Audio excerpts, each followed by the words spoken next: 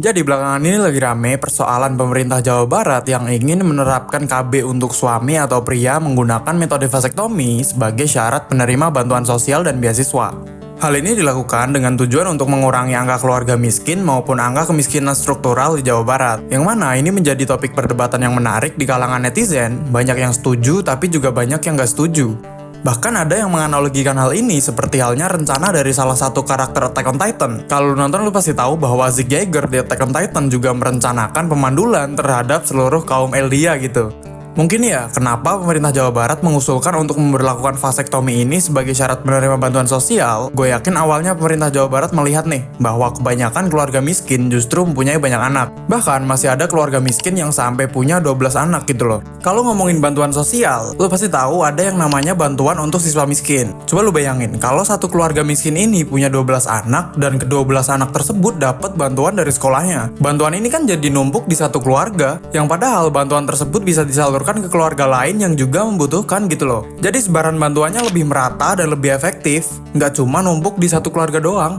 Belum lagi kalau kita ngomongin BPJS Kesehatan, bantuan langsung tunai dan sebagainya gitu. Nah hal ini kan jelas bisa memperbesar resiko kemiskinan struktural di keluarga tersebut. Logikanya gini, istri yang hamil aja butuh lebih banyak uang untuk kesehatannya. Coba lu bayangin, dari awal hamil sampai proses melahirkan, kira-kira berapa banyak biaya yang harus dikeluarkan. Ini kan gak sedikit, apalagi melihat realita bahwa orang dengan ekonomi kurang mampu ini terkadang punya lebih dari 5 anak. Ini kan berarti biaya yang dikeluarkan juga lebih banyak gitu kan. Sebelumnya kita harus tahu dulu apa itu vasektomi. Vasektomi adalah bentuk kontrasepsi pria yang memotong dan menyegel saluran yang membawa pasokan sperma ke air maininya. Dari artikel yang gue baca, syarat vasektomi ini mengharuskan keluarga tersebut udah punya minimal 2 anak, umur suami minimal 35 tahun, anak terkecil minimal berusia 5 tahun, dan harus ada persetujuan dari pihak istri.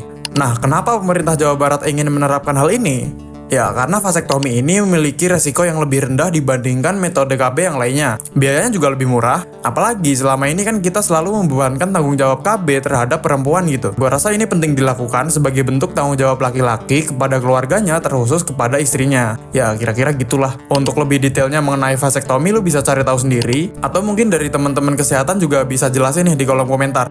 Tapi yang bikin kesel adalah, ternyata masih banyak orang yang berpikiran bahwa banyak anak banyak rezeki. Yang mana doktrin ini tuh jelas menjadi sumber dari banyaknya kasus kemiskinan struktural di Indonesia gitu loh.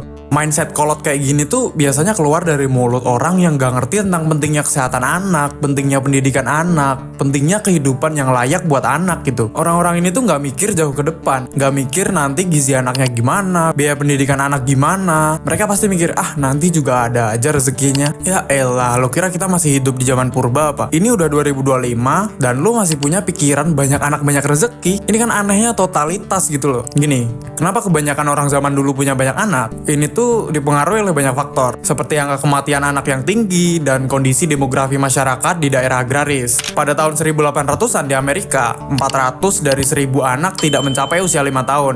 Hal ini disebabkan oleh belum berkembangnya teknologi medis, sehingga angka harapan hidup di sana pada saat itu sangat kecil. Jadi punya banyak anak sangat relevan karena resiko kematian anak yang tinggi pada saat itu.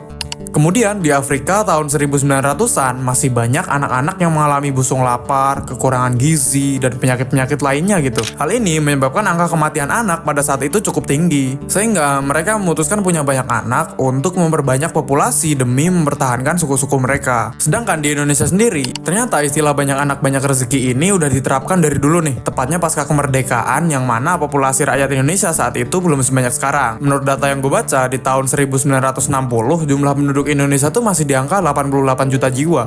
Nah, dengan data demografi tersebut, gue rasa masih make sense kalau orang zaman dulu punya pikiran atau kemauan untuk punya banyak anak. Terlebih lagi, profesi masyarakat Indonesia pada saat itu kebanyakan merupakan petani dan nelayan. Jadi konsep banyak anak banyak rezeki ini relate karena semakin banyak lu punya anak, maka semakin banyak pula tenaga bantuan yang lu dapetin untuk mengelola sawah dan ladang tersebut. Nah, ketika konsep ini diterapkan di zaman sekarang, di mana teknologi udah semaju ini, di mana kedepannya teknologi akan bisa menunjang aktivitas pertanian, kalau lu punya banyak anak, yang ada lu bakal nyusahin anak tersebut. Apalagi kalau lu masih miskin gitu loh. Gini ya, ketika lu punya anak, lu harus ngasih makan anak tersebut dengan makanan yang proper, makanan yang bergizi, biar anak lu nanti nggak kena stunting, agar pas gedenya anak lo ini bakal jadi generasi yang unggul. Nggak cuma pangan, lo juga harus memenuhi hak pendidikan anak tersebut. Yang harusnya sebagai orang tua yang baik, lo harus mengupayakan anak lo ini mendapat pendidikan yang terbaik. Dan kalau anak lo udah dewasa nanti, lo juga harus mendukung persiapan karir anak tersebut. Gue yakin lo pasti pernah denger atau bahkan lo sendiri yang ngalamin, seorang anak nggak bisa lanjut kuliah karena terhalang kondisi ekonomi orang tuanya yang nggak sanggup menunjang biaya kuliah tersebut. Kebayang nggak?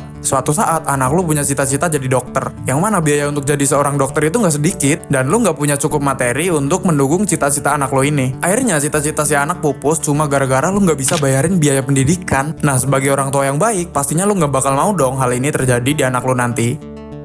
Anyway, gue pernah baca artikel, ada sepasang suami istri berusia 40-an ke atas di daerah Purwakarta punya 12 anak yang masih kecil-kecil. Ayahnya ini dulunya bekerja sebagai kuli bangunan. Tapi kabarnya sekarang beliau terkena penyakit stroke, jadi udah nggak mampu bekerja untuk memenuhi kebutuhan istri dan anaknya yang banyak itu. Si ibu juga nggak bisa kerja karena harus mengasuh 12 anaknya yang kebanyakan masih kecil. Alhasil mereka hidup ngandelin belas kasihan warga sekitar. Yang mana hal ini tuh nggak bakal terjadi kalau mereka cuma punya 1 atau 2 anak gitu loh. Nah, kalau udah gini siapa yang salah? Jelas dong orang tuanya yang salah. Terus siapa yang dirugikan? Jelas 12 anak yang masih kecil-kecil tersebut. Yang sebenarnya mereka tuh nggak minta dilahirkan. Mereka yang nggak ngerti apa-apa itu kemungkinan besar nggak bisa dapat kehidupan yang layak sebagai anak. Karena ekonomi orang tuanya yang berantakan. Nggak usah kejauhan ngomongin pendidikan deh. Makan makanan yang sehat dengan porsi gizi yang cukup aja gue nggak yakin, apalagi biaya pendidikan gitu loh. Poinnya adalah, kalau kondisi finansial lu belum mampu untuk mendukung kehidupan yang layak buat si anak, apalagi kalau lu pengen punya banyak anak, saran gue sih mending jangan. Yang ada lu malah nyusahin pemerintah, nyusahin anak lu juga gitu loh. Karena hal kayak gini tuh berpotensi memperpanjang garis kemiskinan. Gini, ketika anak lu nggak disupport dengan kehidupan yang layak, akan sangat kecil kesempatannya buat si anak untuk menjadi generasi yang unggul. Bisa jadi anak tersebut kelak menjadi beban negara karena dari kecil nggak disupport sama pendidikan yang bagus, nggak disupport gizi yang bagus, dan ketika anak lu udah gede, mereka berpotensi mengulangi lingkaran setan ini. Ketika dewasa, mereka belum paham nih hal-hal penting yang harus dipersiapkan sebelum punya anak. Nah, akibatnya lingkaran setan kayak gini terus dilanjutin sampai cucu cicit lu nanti. Ini kan kasihan gitu. Jadi ya mending lu pikirin mateng-mateng dulu deh sebelum punya anak, persiapin mateng-mateng. At least lu harus bisa menjamin aspek-aspek kebutuhan anak dengan layak gitu loh, biar anak lu nanti nggak jadi pengangguran dan ngebebani negara.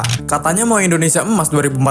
Masa masih mikir banyak anak banyak rezeki? Intinya sekarang kita harus lebih fokus ke kualitasnya, bukan kuantitasnya gitu. Gini ya, lebih baik punya 2 anak tapi berkualitas daripada punya 10 anak tapi blow on semua. Kan gitu konsepnya. Sebenarnya nggak ada yang ngelarang buat lu punya anak berapapun, mau 10, 20, 30 juga silahkan aja, asal lu mampu ngasih kehidupan yang layak gitu. Jadi kalau lu masih miskin, ya lu jangan bunting terus, sesuaiin sama kemampuan finansial lu. Kalau dirasa lu masih belum sanggup buat punya anak, ya mending jangan. Jadi, menurut gue kita sebagai anak muda harus mulai sadar nih. Mungkin banyak dari lo semua yang terlahir dari keluarga kurang mampu dan orang tua lo punya banyak anak. Yang harus lo lakuin, ya lo berusaha semaksimal mungkin untuk memutus rantai kemiskinan tersebut. Dan jangan sampai pas sudah dewasa nanti lo punya anak dalam keadaan miskin gitu. So, gimana pendapat lo terkait rencana pemerintah Jawa Barat untuk program ini? Apakah lo di pihak yang setuju atau lo di pihak yang nggak setuju? Coba tulis pendapat lo di komen.